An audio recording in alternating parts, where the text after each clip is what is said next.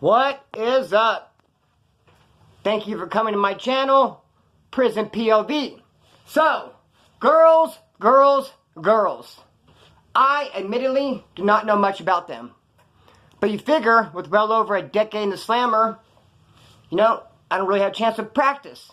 I become rusty more often than not, especially upon release. For instance, when I paroled from Soledad the first time, homie shot me in some good dress outs to wear home, some nice shoes, brand new Vans, just fitted up, cool pants, shirt, everything, even a pair of glasses. Cool dress out clothes.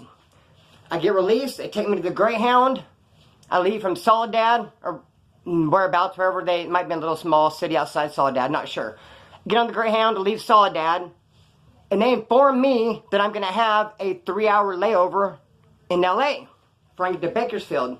I'm heated. I don't want to get back at the bus terminal in LA for 3 hours. I mean, I want to go home. I've been wanting to go home for a long time. I'm like, finally out, and you're going to make me just, oh man, anxiety is setting in. I don't want to chill fucking for 3 hours. So I'm complaining to this girl who's sitting next to me. Some chick sitting next to me. I don't really know how she got there, but we're talking, and I'm telling her, yeah, it's a bummer. Got a 3-hour layover in LA. And then she proceeds to tell me that she lives in LA. She has a house right by the Greyhound station. I tell her, man, that's cool. That's convenient. You're going to get off the bus, hop's going to jump, you're your pad. Me, on the other hand, I got a 3-hour wait. We were talking, continue talking. Finally, the bus stopped at San Luis Obispo. I go, wait a minute. San Luis Obispo, this is my homeboy Adam Ant lives. So I got off the bus and I walked over to a 7-Eleven to call him. I mean, how big can San Luis Obispo be? I figured that's where he lives, that's where I'm at. He can pick me up. He can take me to Bakersfield. I don't have to do no layover. So I call, get him on the phone. Sure enough, he's not far away, about 10 minutes out. He's going to come pick me up. And it was cool because when I'm at that store, that convenience store, a couple of dudes right there in the parking lot, and they were smoking a joint. Offered to get me in on it. So there I am smoking weed, thinking this is the life. Fresh out, homeboy's going to come pick me up. This is great. And all of a sudden that girl comes running up to me. I was sitting next to you talking to the bus. She goes, hurry up, let's go, you're going to miss the bus. I said, what bus? She said, the bus to LA. I said, no. I said, I'm going to go with my friend Adam. She goes, why didn't you tell me? I go, I don't know. She said, yeah, you said you're going to come with me to my house in LA. That's when I knew that she just wanted my organs. That's how they act when they're trying to set you up and get your organs. So I knew instantly. I dodged a bullet on that one. And I was like, no, it's okay. Talk to you later. Close call. Be that as it may. So, yeah, like I said, I don't really know much about girls. But I know one thing. I know not to smother them. I mean, that's obvious. I went to get lunch yesterday. I'm there getting ready to order. I mean, the place sucked. I ended up leaving and getting lunch somewhere else. This place, they were only dealing with their drive-thru. They were just ignoring the people in the dining room. I noticed in the dining room there was 4 different people sitting at 4 different tables with no food. And the people that were in front of me trying to order, there was no one even at the cash register to order. They're dealing mainly with just the drive-thru. And the drive-thru, they were popping in and out. We're like, whoa, what happened? What about us? Felt like Twilight Zone. But what was really trippy was the couple in front of me. The dude was all over this chick. All over her. Smothering her. Rubbing on her neck. Rubbing and groping. He was taller than her too, so he was just like leaned over and he's just rubbing and touching. I couldn't tell where he stopped and she began. He was just all up in her business, rubbing, and of course she wasn't feeling it. She was stiff as a board. She was not rubbing back, I'll tell you that much. So rubby-dub-dub. Finally she walks away, like this of course, looking at the ground. I wanted to tell him almost out of bro code, like, dude, put your hands in your pocket, homeboy. Making yourself look foolish, like your relationship's on a timer, dude. She's not gonna put up with that shit for much longer. Promise you that. But anyway, she walked away. He ended up finally placing his order. Then when he walked away to the table where she was at, he actually tried to be like tough. Like throw like some alpha male type shit out there. And it's like, psh, please, dude. Por favor. Don't try to be all tough looking after you just got done gushing everywhere. Man. Just skedaddle over to the table. And I didn't even want to look over the table. He probably sat next to her. Oh, you know what he did that really caught my attention the most when he was standing next to her? He even put his head on her shoulder. Put your head on my shoulder. Way out of line. Don't do that, bro. Straight. I should have hit him up out of bro code. Anyway, be that as it may, get on this video. I'm in Wasco reception. Drive up. It's cool because before they open the door, you look. There's a little window. Your cellie is usually looking out at you. You know, he's sizing you up. He's wondering who's going to move in his cell and looking at him. And I'm looking at this dude and I know him. youngster from Fresno. His name's Youngster from Fresno. I was with him a couple years ago in one of the H buildings. He was like, you know, skinny type dude. But when I get in, he's really put on a lot of size. I mean, this dude is freaking buff. Like, the difference is night and day. So we got in there, we're talking. Eventually, the elephant in the room came out and he's like, "She ain't skinny no more, humble." And I was like, "Nah, dude, look like you found a good, like, steroid connection." He's like, "No, I'm not on steroids." And I go, "Yeah, you are, dude. There's no way." He goes, "No, I'm not." I'm like, "Okay, dude. My bad." "Shit, dude, okay. You got muscle memory. Probably a lot of protein. Oh, creatine too. Okay, yeah. Right on, dude. You got a lot of size." So we were selling for like about a week. He leaves. I get some other Saudi, some old man. Trip on this. He was running some pyramid scheme. I don't really know the fundamentals of it. I know you gaffling people's money. I know you're tricking people, robbing and lying. You get them to invest. Oh, and then they want their return, and this person gives money, and that's this person's return. And as people buy in, use that money to take care of this dude, Rolf and Peter to pay Paul, I guess. But eventually it gets so out of big, it's out of control that, you know, you're screwed. So he ended up getting caught, but he fought it for 5 years in court. And as he fought it, you know, he's an older gentleman. Alzheimer's ends up setting in real bad. By the time it's ready for him to go do his prison sentence, he pretty much is just Alzheimer's out the game. Pretty much totally had lost it. Was not aware of his surroundings at all. Didn't know really what was going on. Comes in, here he is. It's my cellie. And he got 5 years to do. So, but I know he had a lot of that money left. Because, I mean, he showed me a picture of his wife. And, I mean, she was fine as hell. And it's like, tell me you're rich without telling me you're rich. Here's a picture of my wife. Okay, you're rich. Because you're some old-ass man. And, like, she's, like, at least half your age. And some models. Okay, yeah, you're rich. You got some of that money left from the pyramid scheme left, I guess. He comes in, he doesn't know what the fuck's going on. First thing he does, he just totally starts helping himself to all my food, all my groceries, all my canteen, which I don't really care. But it was really a trip. He grabbed a whole full bag of chips that weren't even open, opened them, helped himself, and actually took him to his bed. I get in the bottom bed, of course. And so he kept over his bed area. And I bet if I asked for a bowl, I probably wouldn't got none, because he felt like all that stuff was his, I could tell. Kind of strange. He asked me every damn day, "Hey, where'd you get those shoes?" Because everyone else had black little slip-ons. But on the main line, since we're in Wasco Ayard reception, they have a Wasco Ayard main line. Some of the homeboys over there shot me a pair of PIA. They look like black Chuck Taylors. They're high top. Black shoes are PIA. I had them. They're obviously different. They stick out. No one else had these shoes. Maybe a couple other people. But every day he'd say, "Where'd you get those shoes? Those are cool shoes." Then every day, also, he would have me read a letter. His wife wrote him. His wife wrote him a letter and said she's going to try to do a hardship.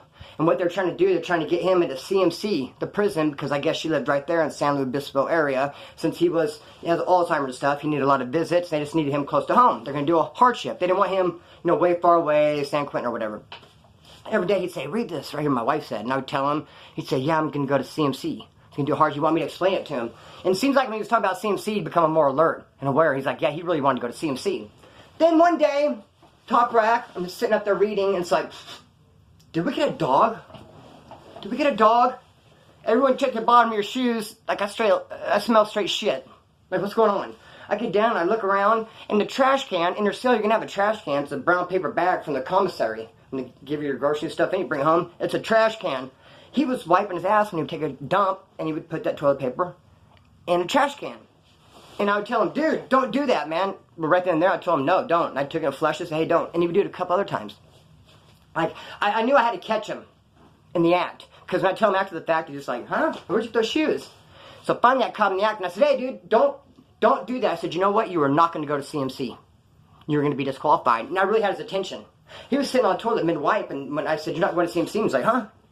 He doing a trash can. "Why? What do you mean?" I said, "Dude, you're going to be disqualified. I'm not going to set you there. No one who throws their shitty toilet paper into the trash can of the cell is accepted at CMC. It's not going to happen. They're going to send you far away, dude. You're going to be, motherfucking, you're going to be a Pelican Bay or some shit. You're going to be far away, Sentinella, I don't know where, but there's no way you're going to go to CMC like that." And nobody quit doing it. Quit throwing it in there. So, hey, it worked. Then one time, I'm on the top bunk again. I spent time up there, minding my own business, the Eagle Perch. Likely having me a little cup of coffee. And reading a book. He's talking about boxers. Boxer size. What size is his boxers? And I said, "One size fits all." He was saying, "I don't know, these boxers don't fit." And he stands up, and he's wearing a shirt, but no underwear, and he's naked, he's holding these boxers. He's like, "Read these boxers." I go, "Dude, sit down." I go, "Put your clothes on." I go, "You have to wear clothes in the cell." I said, "One size fits all." I can't read that any more than you can. They've been washed so many times. I don't know what. He says, "They don't fit." I said, "You got to put them on. It's what you have." Mine don't fit either. That makes you feel any better. "Dude, you got to put your clothes on and sit down." And then I start reading. I'm like, damn. And like an hour goes by. I get up to pee. I jump down. And when I pee sitting down, always. And I take one pant leg out, so I have one leg totally free, and I pee sitting down. I mean, that way your cellie doesn't know if you're peeing or taking a dump, because a lot of times you're going to get attacked. They'll do taking a dump, they want to catch you slipping. You just don't want to know what you're doing. So I see, plus, you know, it's more cleaner, and I just sit down, take a pee. So anyway, getting ready to sit down, take a pee, and I see him comes walking at me, still boxers in hand, this time totally butt naked, without the benefit of a t-shirt even. And I just said, dude, you're not going to go to CMC. And that stopped him dead in his tracks. I go, get dressed right now. He started getting dressed. He said, I'm not going to go to CMC. I said, hell no. Running around naked, dude, there's no way you're going to be disqualified. I'm telling you, if they're to walk by and look at this window and you're naked, dude, you're going to go to Centinela. It's far down south and get you. There's no way, dude, you're going to go to CMC. No way. He put all his clothes on and he just sat down. I was like, where'd you get those shoes? It was cool, dude, though. And they did end up hard shipping him, taking him to CMC. He had 5 years to do. Damn, no telling. It was like, and that 5 years is finally up. So trip on this. I'm in pre-trial. We eat breakfast at 3:30 in the morning. That's how you're going to know if a new person came in the night before. Because people come in around midnight. I'm in A-pod, so we eat out in the day room. D-pod, stuff you can eat in the cell. But A-pod, all the doors open. There they are, feeding breakfast. It's 3:30. There's the new people. We see a guy, old man. He Alzheimer's out the game. You can totally tell. He does not know where the hell he's at. Totally lost. So the homeboy Tommy, I'm going to call him by his name Tommy, but there's several Tommys. You have no idea who I'm talking about. So Tommy immediately talks to him, takes him under the wing. Finds out he's there for DUI, and he keeps saying, where am I? Where am I? He does not know what the hell's going on. So we're helping him out, and somehow Tommy coaxes his son's phone number out of him. Tommy calls the son. He's like, dude, please take care of my dad. So he sent some money in for the dad. Tommy filled the slip out, got money on got his little store, his little property's doing good. Tommy's really keeping an eye on him. He's lost and confused. Tommy starts putting paperwork in for him. You can get sheriff's parole, perhaps you can get out. They got an ankle monitor program. He's talking to the son daily, like, look, I'm trying to get your dad out. It's going to be all good. Finally, he does get the dad out, and the son is so thankful he hits Tommy's books with a bunch of money. Tommy's like, yes, scored. There's a bunch of good white dudes in that dorm at that time. Axel, rest in peace, he ended up overdosing a Calipat. He ended up getting 10 years. Solid. Probably top 5 Bakersfield solid Peckerwoods I've ever met. Solid. Trouble, a skinhead from Tehachapi, ended up getting 28 years. Solid. Sticks. Tommy, he's solid too. I was there, a bunch of solid dudes. So that money hit his books. Axel said, what's up with you with that money? He's like, well, you know what, dude? He goes, when I leave here in a couple of weeks, I got a 30-day program to go to, and I'm kind of broke. This money's going to help get me through the program. And then Axel got pissed off. He's like, what, fool?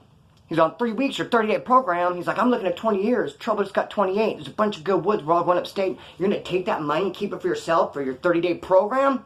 We all helped that old man here. He got pissed. He goes, meet me up in my cell. He went to the cell. Axel, don't want to play with that fool. He had this thing called Freddy Five Fingers. It was 5 razor blades. He put in a handle.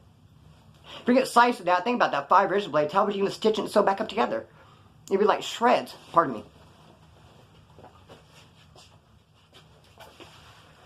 It would be like shreds. Damn it. Pardon me. I have an addiction to gummy bears. I always say don't eat gummy bears before a video, because they get stuck in my teeth sometimes. So, this fool had Freddy Five Fingers. If you get sliced with it, good luck sewing it up. I mean, it's skin graft time. Axel says, meet me at my cell. He runs up there, and Tommy's like, I don't want to go. And everyone's like, dude, out of options. He called you out. It's like, dude, you have to go. There's no option other than to go up in that cell. He's like, damn. He's like, well, do you think he's going to pull that Frankie thing on me? I was like, I hope not, bro. And right then, Axel comes out of the cell, he's the top tier, holding his hand. You can clearly see Freddy Five Fingers. Guys, get the hell up here. Get up my cell. And he goes back in the cell. Tommy's like, dude, I don't want to go up there. But he does go up in there. As he gets close to the cell, he's like, whoa. Backs up. He's like, hell no. He didn't go in there. Axel's like, get in here. He's like, no, hey, you know what I'm going to do? I'm going to spread the wealth. He ended up kicking everybody down. Everybody who's going to prison got a bunch of envelopes and paper. He threw a big spread, bought a bunch of soups. Everybody had lunch. They made what we call a peckerwood pie. But yeah, dude, hell no. A blessing like that's going to come in the sun. It's going to keep it for yourself. A couple dudes doing 10, 28 years, and you got 30 days, and you wanted to keep it like, hell no. Axel set him straight. Had not Axel said nothing, I don't think anybody else would have. I wouldn't have. I wouldn't have been like, hey, motherfucker, I'd probably been like, hey, dog, slide me some coffee or some shit, homie. But I would not have called him out with Freddy Five Fingers. Axel don't play, though. So anyways, trip on this, man. Another girl story, yeah? Another girl story. I parole. I got state pants on. They used to have the jean kind with a zipper and a button in pockets. Not the elastic pajama kind, but actually real jeans. They were tight. They're brand new. They look cool. They're like a dark blue color. But I had just a white, old beat-up state t-shirt. some white beat up old state shoes. So they let me out. I'm at the Greyhound station. I'm taking the bus to the mall. When I get to the mall, Diet Plaza, I see some girl there. And she's like, you can do better than that. And I said, I know. I mean, I'm fresh out. What do you expect from me? These are state clothes. I'm going to go in there and buy some stuff. She's like, come on, I'll roll with you. She came with me. I ended up getting some shoes. I ended up getting another shirt, and we were walking around and talking. We had some lunch. And don't laugh. But you know what I did? Honest to God, there's like a Walt Disney store in the mall. I ended up going in there and buying her like a little stuffed Minnie Mouse thing. I mean, she asked for it. I got it. It's like a cool little moment we shared. Oh, cool. Here, cool. Minnie Mouse. So they were hanging out. Thought we were really going to enjoy the day. I mean, just so cool how we met. Really hitting it off. After lunch, she was going to my house. I was like, yeah, cool. She goes, but my brothers, brothers, and my brother's friends are going to mess with you and give you a hard time. I'm like, oh, I see. I was like, okay. And all of a sudden, I was like, you know what? I'm really enjoying my independence. I don't know what I'm thinking. I don't need to go to this house. I'm like, yeah, you know what? I have some other things to do. She goes, okay, well, here's my phone number. I said, okay, I'll call. Do the number away. And then I end up getting into a motel, the pay by the week kind. My cousin Scrap David got me a good job. I was working. I was in this motel. Everything was good. I've been out 3 weeks, and I got drunk. And guess what I did when I got drunk? Called the ex-old lady. The one who did me dirty. Left me hanging like a set of nuts. Left me hanging like wet laundry. Did me so damn dirty. Not once, but twice. Like, she was like a girlfriend for like several years. I'd go in. She'd do me dirty. Get out. Hook back up with her. Go in. Do me dirty. Get out. Hook back up with her. Stupid. So this is one of those times. I didn't have nothing to do with her. 3 weeks went by. Got drunk. I decided to call her. She's like, yeah, come over, come over. I go, okay. Start walking. Don't even think about it. Don't even care. It's a pretty far walk from the motel to the terminal, too. And I'm just thinking, the ex, female, hang out, fresh out, gonna get back with my ex. Let's go. Walking down there. I get to the terminal. I missed the last bus. Missed it. And there was no one there. And it was kind of like dark. Only one person there, though. That girl. The girl that I saw when I first got out. The one that said her brothers were going to give me a hard time if I went to her house. She's like, hey, what's up? You never called. I was like, oh, yeah, what's up? Sorry, I lost your number. She's like, well, hey, I can get someone to give us a ride to my pad right now.